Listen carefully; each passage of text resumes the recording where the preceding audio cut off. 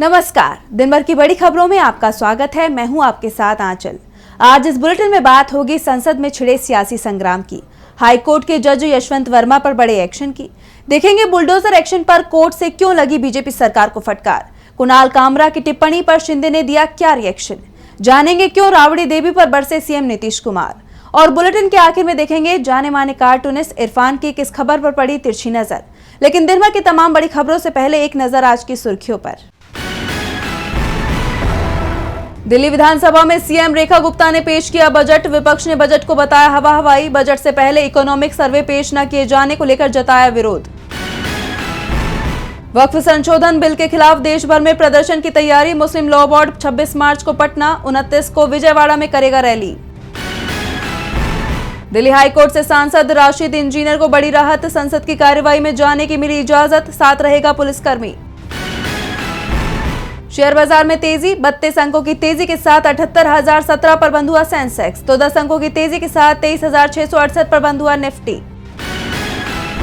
ये तो थी सुर्खियां। अब बात आज की सबसे बड़ी खबर की। संसद में एक बार फिर विपक्ष ने सरकार की जमकर घेराबंदी की। किसानों की समस्या को उठाया गया तो राज्यों के साथ मोदी सरकार की नीतियों को लेकर सवाल उठे। इस बीच सरकार की तरफ से वन नेशन वन इलेक्शन और नए आयकर बिल को लेकर बड़ा फैसला किया गया है। तो संसद में क्या हुआ खास, जानने के लिए देखिए रिपोर्ट। संसद में आज भी विपक्षी सदस्यों ने सरकार पर तीखे हमले किए। तृणमूल कांग्रेस सांसदों ने संसद परिसर में प्रदर्शन किया। टीएमसी ने केंद्र सरकार पर पश्चिम बंगाल को मनरेगा के लिए मिलने वाला फंड रोकने का आरोप लगाया। टीएमसी सांसद कल्याण बनर्जी ने कृषि मंत्री शिवराज सिंह चौहान पर हमला करते हुए कहा कि वो बंगालियों के खिलाफ हैं। जब से वो कृषि मंत्री बने हैं, सिर्फ अमीरों के फायदे के लिए ही काम कर रहे हैं। गरीब किसानों से उन्हें कोई मतलब नहीं है, इसलिए उन्हें मध्य प्रदेश के सीएम पद से हटाया गया था। वहीं लोकसभा में कांग्रेस की तरफ से संसदीय कार्य मंत्री किरण रिजिजू के खिलाफ विशेषाधिकार हनन का नोटिस दिया गया। कांग्रेस नेताओं का दावा है कि एक दिन पहले संसदीय कार्य मंत्री ने कर्नाटक के deputy CM DK Shivakumar पर गलत बयान देकर सदन को गुमराह किया है। साफ है, रिजिजू की मुसीबत बढ़ती दिखाई दे रही है। और इस बीच बीजेपी सांसद पीपी चौधरी की तरफ से लोकसभा में वन नेशन वन इलेक्शन पर बनी जेपीसी के कार्यकाल को बढ़ाने का प्रस्ताव पेश किया गया, जिसे सदन से मंजूरी मिल गई। अब जेपीसी को 2025 के मानसून सत्र के अंतिम सप्ताह के पहले दिन अपनी रिपोर्ट सौंपनी होगी। इस बीच बजट अनुदान मांगों पर चर्चा के दौरान वित्त मंत्री निर्मला सीतारमण ने लोकसभा में बताया कि नया आयकर बिल संसद के मानसून सत्र में पेश किया जाएगा। ये बिल अभी सिलेक्ट कमेटी के पास है और कमेटी को अगले सत्र के पहले दिन तक अपनी रिपोर्ट सौंपनी है। संसद में दिल्ली हाईकोर्ट के जज यशवंत वर्मा का मामला भी उठा। संसद में विपक्ष ने मोदी सरकार को जमकर घेरा है तो दिल्ली हाईकोर्ट के जज यशवंत वर्मा भी घिरते हुए दिखाई दे रहे हैं। इस मामले में जहां सभी दल एकजुट दिखाई दे रहे हैं कि जस्टिस वर्मा पर सख्त एक्शन होना चाहिए, तो सुप्रीम कोर्ट की तरफ से भी एक्शन लिया जा रहा है। कोर्ट की तरफ से बनाई गई टीम ने जांच शुरू भी कर दी है।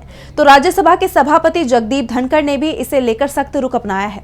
तो क्या है पूरा मामला, देखिए इस रिपोर्ट में। दिल्ली हाईकोर्ट के जज यशवंत वर्मा के घर मिला पैसा किसका है? पुलिस ने ना तो अभी तक एफआईआर दर्ज की है और ना उसकी डायरी में ये लिखा है कि जस्टिस वर्मा के घर जो आग लगी थी वो शॉर्ट सर्किट से लगी या फिर कोई साजिश थी।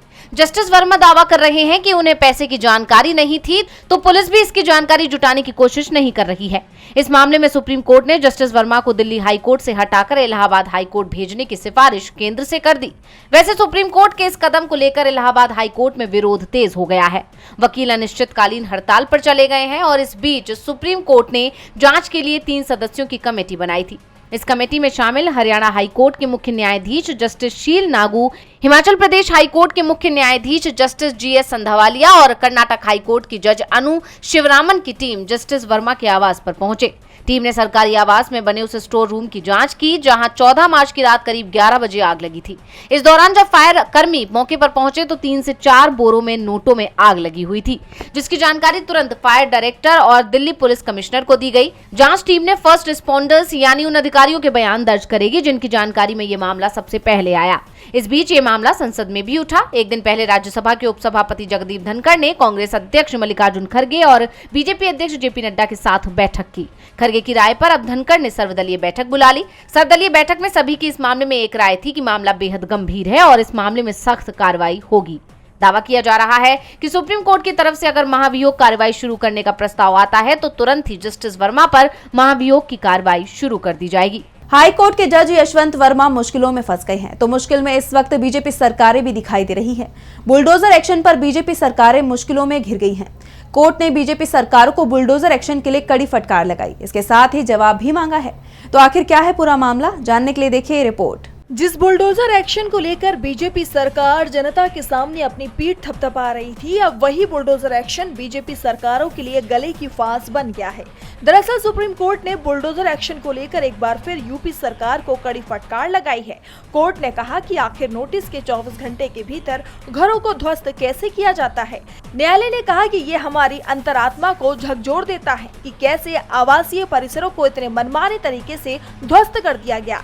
अदालत ने पीड़ितों को राहत देते हुए घरों को फिर से बनाने की सशर्त अनुमति दी है, जिसमें कहा गया है कि उन्हें एक हलफनामा देना होगा कि वो समय पर अपील करेंगे, जमीन पर कोई दावा नहीं करेंगे और किसी तीसरे पक्ष को शामिल नहीं करेंगे। अगर उनकी अपील खारिज हो जाती है तो उन्हें अपने खर्च पर घरों को फिर से तोड़ना होगा।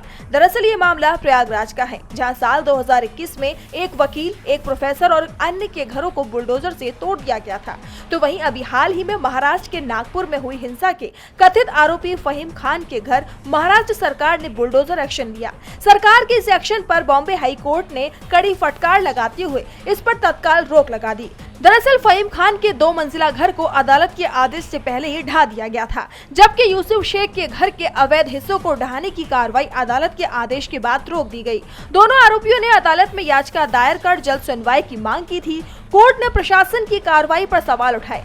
बेंच ने कहा कि कथित अवैध हिस्सों को ढहाने से पहले मकान मालिकों की बात क्यों नहीं सुनी गई। ये कार्रवाई संपत्ति के मालिकों की बात सुने बिना दमनात्मक तरीके से की गई। वहीं खान की तरफ पेश हुए वकील अश्विन इंगोले ने कहा कि अदालत ने सरकार और नगर निगम अधिकारियों से जवाब मांगा है और मामले की अगली सुनवाई 15 अप्रैल को तय की गई है। याचिकाकर्ता के वकील ने दावा किया है कि बेंच ने कहा है कि अगर निष्कर्ष निकलता है कि तोड़फोड़ अवैध रूप से किया गया था तो प्राधिकारियों को इस नुकसान की भरपाई करनी होगी। ऐसे में सरकार सवालों के घेरे में आ गई है। बुलडोजर एक्शन इस वक्त चर्चा का विषय बन गया है, तो stand up comedian Kunal Kamra भी चर्चाओं में है।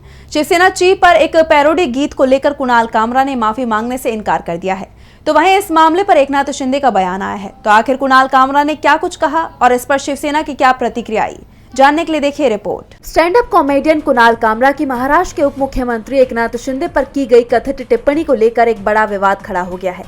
इस मामले में कुणाल कामरा को मुंबई पुलिस ने समन जारी किया और उन्हें पूछताछ के लिए सुबह 11 बजे खार पुलिस स्टेशन बुलाया गया था। हालांकि मुंबई में नहीं होने की वजह से कुणाल पूछताछ के लिए नहीं पहुंचे। इस बीच डिप्टी सीएम एकनाथ शिंदे ने कहा, ऐसा लगता है कि उन्होंने सुपारी लेकर ऐसा किया है। उन्होंने खुद को पार्टी कार्यकर्ताओं द्वारा मुंबई स्थित एक स्टूडियो में की गई तोड़फोड़ से अलग बताया है, लेकिन साथ ही कहा कि हर क्रिया की प्रतिक्रिया होती है। शिंदे ने आगे कहा कि ये कार्यकर्ताओं की भावना है, कटाक्ष करते समय एक शिष्टाचार बनाए रखा जाना चाहिए, वरना एक्शन का रिएक्शन भी होता है। इस मामले में कुणाल कामरा ने अपना बयान जारी किया और उन्होंने माफी मांगने से साफ इनकार कर दिया। कुणाल ने कहा कि मैं इस भीड़ से डरने वाला नहीं हूं और ना ही छिपने वाला हूं। शिवसेना, यूबीटी और अन्य विपक्षी दलों ने इस घटना की कड़ी निंदा की है और कुणाल कामरा का समर्थन किया है। उद्धव ठाकरे ने कहा कि कुणाल कामरा ने सच कहा है, ये व्यंग्य नहीं था। जो लोग चोरी करते हैं वो गद्दार हैं। और अब इस मामले में शिंदे ने जो बयान दिया है वो चर्चा का विषय बन गया है। शिंदे के बयान से जहां विवाद और गहराने की संभावना है, तो वहीं इससे अभिव्यक्ति की स्वतंत्रता और राजनीतिक टकराव को लेकर नई बहस छिड़ गई है। अभी मामला कहां जाकर थमता है ये तो देखने वाली बात होगी। शिंदे के बयान ने एक नई बहस छेड़ दी है। तो बिहार के सीएम नीतीश कुमार लगातार सुर्खियों में बने हुए हैं, कभी अपने बयानों के चलते तो कभी अपनी हरकतों के चलते। और अब उन्होंने एक बार फिर विधान परिषद में ऐसा कुछ कह दिया, जिसके बाद से कहा जा रहा है कि अपनी और अपनी पार्टी के खिलाफ हो रही साजिश को देख वो बौखला गए हैं और ये बयान उनकी बौखलाहट का ही नतीजा है। तो अब ऐसा क्या कुछ बोल गए नीतीश कुमार, देखिए इस रिपोर्ट में। बिहार में इस साल के आखिर में विधानसभा चुनाव होने हैं। ऐसे में राज्य की सियासत पर सभी की निगाहें टिकी हुई हैं। खासकर नीतीश कुमार को लेकर चर्चाओं ने जोर पकड़ा हुआ है, क्योंकि वर्तमान परिस्थितियां बता रही हैं कि ये चुनाव नीतीश कुमार के लिए चुनौती बना हुआ है। खासकर मुस्लिम संगठनों के ऐलान के बाद नीतीश कुमार बेहद दबाव में दिख रहे हैं। इसका असर उनके बयानों में भी नजर आ रहा है। ऐसा ही कुछ बिहार विधान परिषद में देखने को मिला, जब आरजेडी के सदस्य आरक्षण के मुद्दे पर विरोध कर रहे थे। उन्होंने आरक्षण को 9वीं अनुसूची में डालने की मांग की। सदन की कार्यवाही शुरू होते ही आरजेडी सदस्य वेल में आकर विरोध करने लगे। आरजेडी की ज्यादातर सदस्य हरे रंग की टी शर्ट पहनकर आए थे। ये देखकर सीएम नीतीश कुमार नाराज हो गए और उन्होंने इसे बोगस बताया। उन्होंने कहा कि इसका कोई मतलब नहीं है और ऐसा कहीं नहीं देखा गया। उन्होंने कहा कि किसी भी पार्टी ने इस तरह का काम नहीं किया है।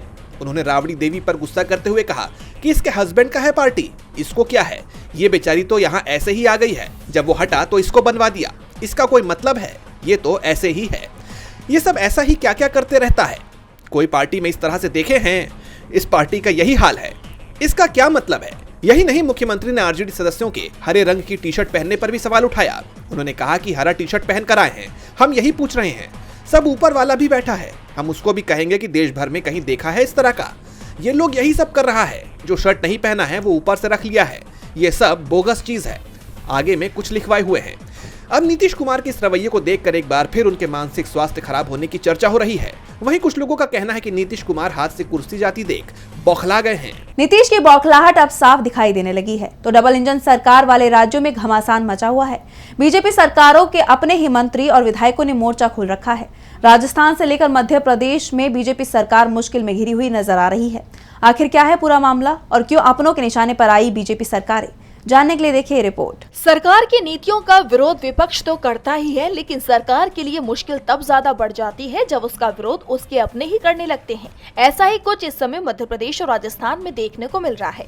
मध्य प्रदेश में जहां मंत्री ने अपनी सरकार के खिलाफ मोर्चा खोल दिया है, तो वहीं राजस्थान में विधायक अपनी सरकार के फैसले के खिलाफ खड़े हो गए हैं। मध्य प्रदेश सरकार में ऊर्जा मंत्री प्रद्युम्न सिंह तोमर ने सरकार की औद्योगिक व्यवस्था पर सवाल खड़े किए हैं। मंत्री ने ग्वालियर में उद्योगों की कमी को लेकर नाराजगी जताई और कहा कि मैंने सिंधिया से कहा है कि ग्वालियर में उद्योग फिर से स्थापित हों। इसके लिए प्रधानमंत्री नरेंद्र मोदी और मुख्यमंत्री डॉक्टर मोहन यादव से मिले और हमें भी साथ ले चले। ग्वालियर को औद्योगिक नगरी बनाने के लिए काम करना होगा। ग्वालियर को जितने उद्योग मिलने चाहिए उतने नहीं मिल रहे हैं। वहीं राजस्थान में भजनलाल सरकार कोचिंग रेगुलेशन बिल लाना चाह रही है, लेकिन विधानसभा में बीजेपी विधायक ही इस बिल के विरोध में खुलकर उतर आए हैं। बीजेपी विधायक कालीचरण सराफ ने इस बिल को प्रवर समिति के पास भेजने की मांग की। सराफ ने कोचिंग बिल पर निशाना साधते हुए कहा कि अगर ये बिल पास हुआ तो प्रदेश में अफसरशाही हावी हो जाएगी। उन्होंने सरकार से कहा कि इस बिल को जल्दबाजी में लागू मत कीजिए, इससे हजारों शिक्षक बेरोजगार हो जाएंगे। बीजेपी विधायकों के हंगामे के बाद कोचिंग रेगुलेशन बिल अधर में अटक गया और इसे सिलेक्ट कमेटी को भेज दिया गया है। वहीं विधानसभा की कार्यवाही को हंगामे के चलते अनिश्चितकाल के लिए स्थगित कर दिया गया है, यानी बीजेपी शासित राज्यों में बवाल मचा हुआ है। अब देखना होगा कि ये विवाद शांत हो पाएगा या फिर नहीं। बीजेपी शासित राज्यों में पार्टी के विधायक और मंत्रियों की नाराजगी के संकेत दिखाई दे रहे हैं तो भारत और अमेरिका के बीच चल रहे टैरिफ विवाद का हल निकलने के भी संकेत मिलने लगे हैं। अमेरिका का प्रतिनिधिमंडल 4 दिन के भारत दौरे पर आया हुआ है। इसमें यूएस ट्रेड रिप्रेजेंटेटिव ब्रेदन लैंच शामिल हैं। ये दौरा ट्रंप के रेसिप्रोकल टैरिफ के ऐलान के बीच हो रहा है, जिससे भारत के निर्यात पर असर पड़ सकता है। GTRI ने इसे लेकर भारत को सतर्क रहने की सलाह दी है। देखिए रिपोर्ट। भारत ने अमेरिकी उत्पादों पर टैरिफ घटाने का संकेत दिया है, जिसके बाद 25 मार्च को एक अमेरिकी प्रतिनिधिमंडल भारत का दौरा करने पहुंचा। इसमें यूएस ट्रेड रिप्रेजेंटेटिव ब्रेदन लैंच जैसे बड़े अधिकारी शामिल हैं। ये दौरा तब हो रहा है जब अमेरिकी राष्ट्रपति ट्रंप ने 2 अप्रैल से रेसिप्रोकल टैरिफ लगाने की घोषणा की है।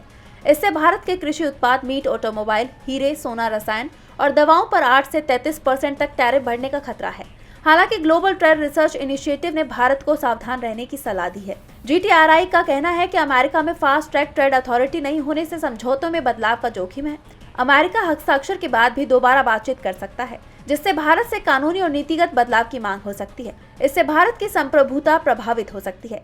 GTRI के संस्थापक अजय श्रीवास्तव ने कहा कि इस समझौते के लिए कूटनीति के साथ साथ अमेरिकी व्यापार नीति की कमियों को समझना जरूरी है। ये दौरा दोनों देशों के बीच व्यापार को बढ़ाने का मौका दे सकता है, लेकिन भारत को अपने हितों की रक्षा के लिए सतर्क रहना होगा। ये चर्चा आने वाले दिनों में और तेज होने की उम्मीद है। और बुलेटिन के आखिर में देखेंगे जाने माने कार्टूनिस्ट इरफान की किस खबर पर पड़ी तिरछी नजर।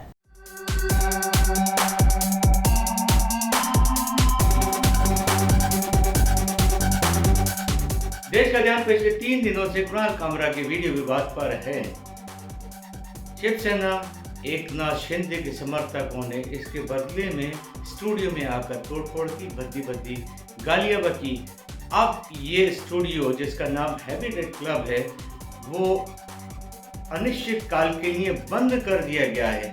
अब इससे कुणाल कामरा को क्या फर्क पड़ेगा, क्योंकि वो तो जहाँ भी स्टैंड कर जाएगा वहीं पर फिर से कॉमेडी शुरू हो जाएगी।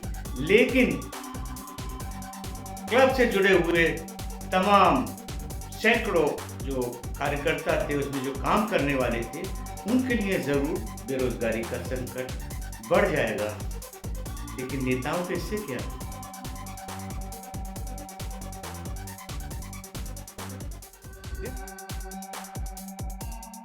बहुत बहुत शुक्रिया इरफान जी। तो आज इस बुलेटिन में इतना ही। आप देखते रहिए डीबी लाइव। नमस्कार।